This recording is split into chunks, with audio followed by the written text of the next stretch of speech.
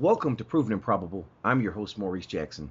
Today's show is dedicated to investors that are seeking to identify arbitrage opportunities that are often overlooked by value investors, American Depository Receipts, known as ADRs, and we will be discussing capitalism and morality.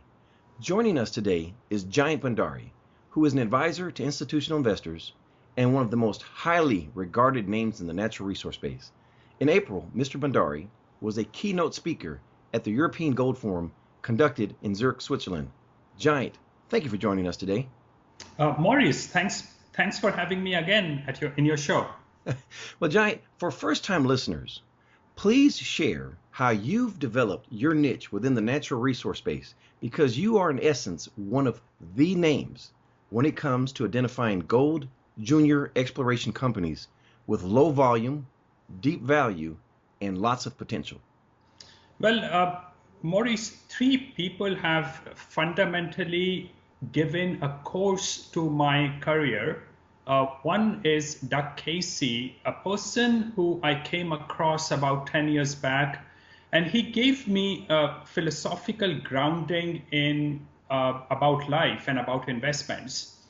And also around the same time, I would say about 8 years back, I started listening to a very well-known investor, Rick Rule.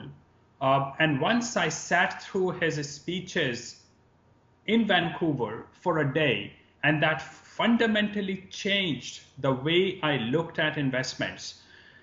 Until then, it was all speculation. Until then, it was all gambling. But Rick explained in his speeches that day that you can actually do value investment in the junior mining industry. And given the fact that it's a very illiquid and volatile part of the market, you can actually make extra money from investing in this sector. And then Frank Holmes gave me a job. I worked for him for 6 years, and he spent a fortune training me in investing in the junior mining sector. So these three gentlemen have fundamentally changed the course of my career. Wow, that's quite an impressive pedigree of mentors, I should say, that have assisted you in establishing yourself here in the natural resource space. Jayant, you recently wrote an article aptly entitled Deep Value, which I thought was very timely written piece that I would encourage all listeners to read. Jayant, why is your article so critical for investors? Maurice, the only reason that I know of why I invest in the market is value. If there's a difference between value and the price that the market is offering me, that's when I want to look at a stock. I want an upside in terms of value. So if I think that something is worth twice as much than it's trading at, I'm very keen on investing in a company like that. But once in a while, you come across companies that offer you 5, 10, 15, 20 times upside. The technical word for that, deep value. And again, there's a common belief in the market that all information has been incorporated in the pricing of these stocks. But that's completely wrong, Maurice. All you have to do is to check pricing of gas in two adjacent gas stations, and you see a difference in pricing of the gas pricing between the two stations. And that shows you that all information is not incorporated in pricing usually. And often in junior mining sector, you can see a huge difference in value and price. And I think people who pay attention to this, people who have confidence in what they see, can make a lot of value, a lot of money by investing in the junior mining sector. You know, John, I have to wholeheartedly agree with the returns that you were discussing just a second ago. You know, in your article, you mentioned some companies that have garnered your attention. I would like to discuss one in particular, Sunridge Gold. Can you provide a brief narrative on Sunridge Gold? Now, this is such a simple case, Maurice. A few months back, Sunridge came out with a news release saying that they had agreed to sell the company to a Chinese entity. And the kind of cash that we were, and all you needed was simple algebra to do that calculation. You could calculate it right away that you would get anything between 35 to 40 cents Canadian in cash.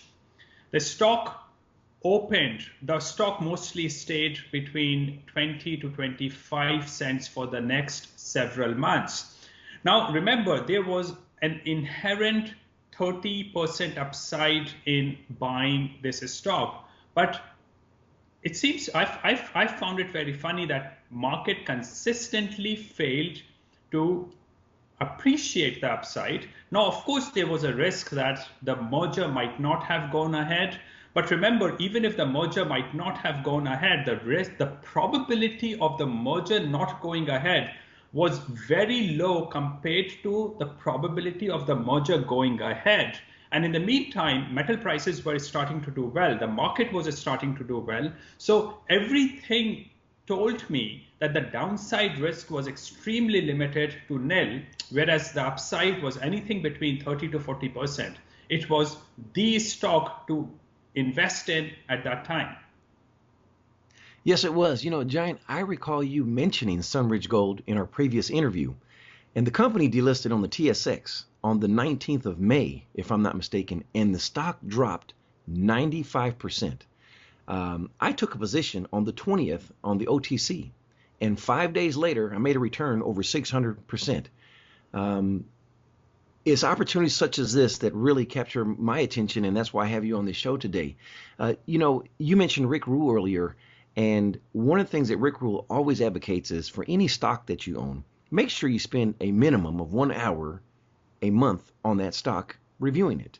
And, you know, as you mentioned, shareholders should have recognized the opportunity, the upside at a minimum of 30 to 40%. But here they sold and they dropped the price at 95%. Talk to us about the investor psychology here. What goes on here? Well, firstly, Maurice, this is a fabulous opportunity for retail investors. People like Rick Rule, he invests millions of dollars in the market. So he cannot play the game that you played and through which you make 600% of your investments. Retail investors who pay attention to these things and keep a close eye on the differential between value and price can actually make 600%. And congratulations to you for making that money. But a lot of the biggest reason is that you had confidence in your abilities to do your numbers. And I know, because we were talking between you and me those days, I know you called up the company, you called up people to figure out what was actually happening, if something had gone wrong. And if you have done your homework, it is so often you come across companies like this in which you can make this kind of upside. Now, my curiosity, yours and mine, is who are the people who are selling these stock? They have owned these companies for years or months, and suddenly they're selling these companies for nothing. Maurice, I honestly don't understand this. These people should have stayed away from the market. They should have never invested in the market. And these are probably the people, at least people at the margin, who cannot do basic math.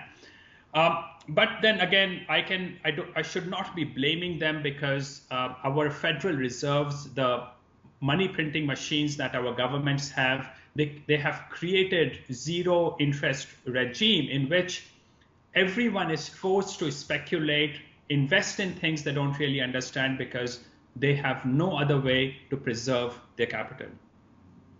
You know, thank you for sharing that. And just to reiterate here for the listeners, the Sunridge Gold on May 19th dropped 95% from, I believe it was 29 cents to a penny. And I came in and took a position on the 20th at 4 cents. And then 5 days later, the Treasury, or there was a cash distribution by Sunridge Gold, and gave me a return greater than 600%. But the interesting aspect of this as well is I still retained all my shares. And that's something that I want to tie into this next question I have for you. There's more to this story. Talk to us about ADRs. Right. So, Maurice, one thing that you, of course, paid very good attention to was until what time were you eligible to get your cash? And after the eligibility had ended, you retained your shares, but the majority of the cash had been deducted from the value of those shares. What you are left with, what you currently own, is anything between 3 to 4% American, 3 to 4 cent American. Now, these shares, Sunridge shares, are still listed and trade in the American OTC exchange. They don't trade in the venture exchange. And I have tried to figure out, and you and I were both discussing about this thing. I don't really know the methodology, how these shares are still trading on OTC, but it seems to me that they are like ADRs. And let me expand on the concept of ADRs. ADRs is a concept in which some banks buys shares of a company and then it trades those shares in its own name, but what gets traded is an ETF kind of entity that this bank creates. Shares stay with the bank, and the ADRs, which are like ETFs, get traded on the exchange. The bank gives you the right on those indirect rights to those shares. So it seems to me that OTC still has right on the cash that is still supposed to come to the shareholders, and what is being traded on OTC right now is the right on that ownership. And as a result, SGC, and I think it's SGCNF is the ticker, is it still trading on US OTC market? It is, and it will be until it is delisted there at the end of November, which ties into another statement I'd like to make as well, that there's a second cash distribution that will be coming at that time frame. So investors definitely want to take an opportunity to visit the website and do your due diligence. Again, this is not investment advice. We're just sharing with you a discussion and an investment that we both conducted, and here are the results. We're living proof of them. Right, and never give market order when you want to buy such companies. Always give a limit order. You see that there's an daily volatility of 20 to 30% in this stock. So you should give a limit order, and it's a simple math. It's in the news release what money you are expecting from this stock. It's 4 to 5 cent Canadian, which translates into about 3 to 4 cent American approximately. Right, and as of today, the stock on the June 23rd is trading right now at 2.5 cents. Is that correct? So it's having a position. So right. Yeah. So if you give a limit order, you have a reasonably safe 20 to 30% upside. Maurice, why should you invest in risky stocks when you can make relatively risk-free 20 to 30% upside? I have no answer for that other than I would not do it. I mean, it just makes no sense when you have an opportunity such as this. Now they're not frequent, but they are available. And Jayant, that's what your expertise is, and that's why everyone enjoys hearing what you have to share about opportunities such as this. So again, thank you, because I do not want to take credit for this. Sunridge Gold was an opportunity that you made me aware of, and as you've shared other stocks as well. And if you'd like, Jayant, I'll open up the floor. If are there any other companies right now that are capturing your attention? Well, Maurice, just in about a week's time, 2 companies are merging, and I have tried to understand these companies, and I have not been able to understand them well enough. But these companies are Calico Mines, and the ticker is CKB, and it trades in Canada, and it's merging with another company, Paramount Gold Nevada, which trades on New York Stock Exchange, and the ticker is PZG.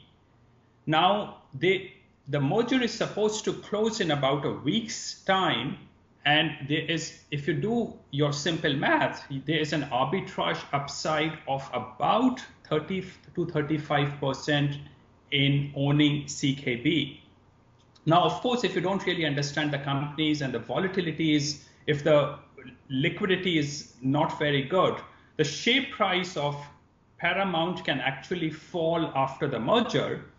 So what you can actually do if you're not really confident about your analysis, you can buy CKB and short PZG, and while you would be paying borrowing fee for the next 1 week or 10 days, you would have almost booked an upside of between 30 to 35%. Interesting. Thank you for sharing that as well. Again, this is one of those unique opportunities that, Jayant, without you, we may not be aware of it. So again, thank you for sharing that. Switching gears.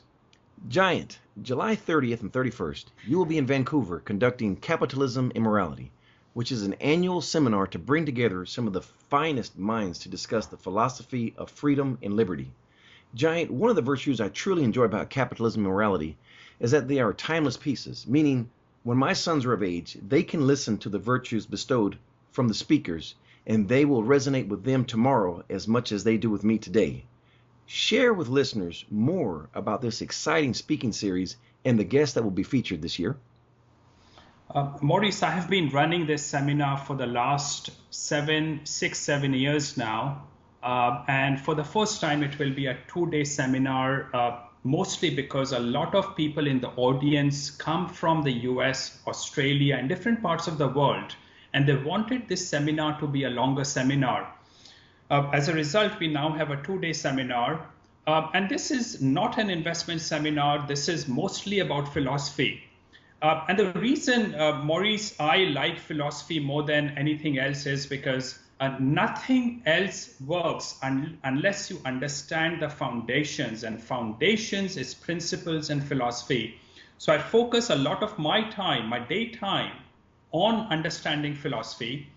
And we cover a wide spectrum of subjects. One of the keynote speakers is Dr. Warren Farrell, who will be speaking on men's rights. And now this is not a very politically correct subject to talk about. Feminists, modern day, or at least a certain section of feminists, don't like him because of his men's rights advocacy. But these are the kinds of topic I want to bring to my audience, which challenge them to think in a different way than is commonly discussed in the popular culture. I have the usual speakers, Rick Rule, Doug Casey. Again, these people will not be talking about investments, but about philosophy. Doug Casey will be talking about why charity is giving your money to charity is not the right thing to do. And these are the kind of subjects I want to address. Rick Rule will be talking about why corporate social responsibility is not the way companies should be investing, giving away their money for charity. And these are the kind of subjects we address. And this leads to my audience leaving the seminar with a new pattern, new paradigms about at least some of the issues that are very important to all of us. You know, Jayant, in the past, I've had an opportunity to watch Capitalism and Morality online. This year, I will be in attendance, and I look very forward to being there in the audience. If I may, how can someone listening contact you for more information regarding capitalism and morality? They can go to my website, jayantbhandari.com, and I'm sure you will link the website with this video. There's a tab called Capitalism and Morality there on my website. They can watch the last 7 years of video recordings of the full seminar, and they will also find a link there of seminar for 2016, and they can register for the seminar.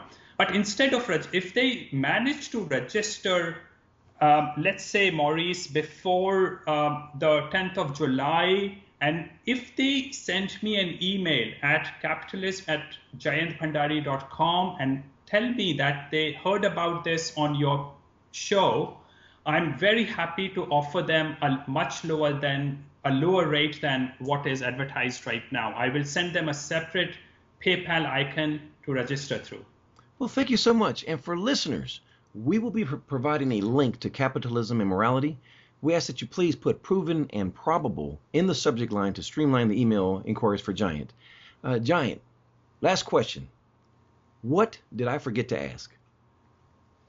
Well, you asked, we were talking about deep value, Maurice, and I think what people have to really focus on is that don't chase the herd, don't follow the herd, have your own independent opinions, try to understand, do your own valuations, and be confident about the work you have done. By the time the herd gets involved, most of the upside is usually gone. So do your own work and stick to it. You can, if you have confidence, if you do your homework, eventually you should make money in investing in any sector or doing anything in life, actually, Maurice. I wholeheartedly concur and thank you for sharing that priceless wisdom. Jayant Bhandari, thank you for joining us today on Proven and Probable. Thanks very much for the opportunity, Maurice. All the best to you, sir. Thank you. Thank you for joining us today on Proven and Probable. Remember to like and subscribe for more conversations with the most respected names in the natural resource space. Check out our website at www.provenandprobable.com. The information presented on Proven and Probable is provided for educational and informational purposes only, without any express or implied warranty of any kind, including warranties of accuracy, completeness, or fitness for any particular purpose. The information is not intended to be and does not constitute financial, investment, or trading advice, or any other advice. You should not make any financial, investment, or trading decision based on any of the information presented without first undertaking independent due diligence and consultation with a professional broker or competent financial advisor.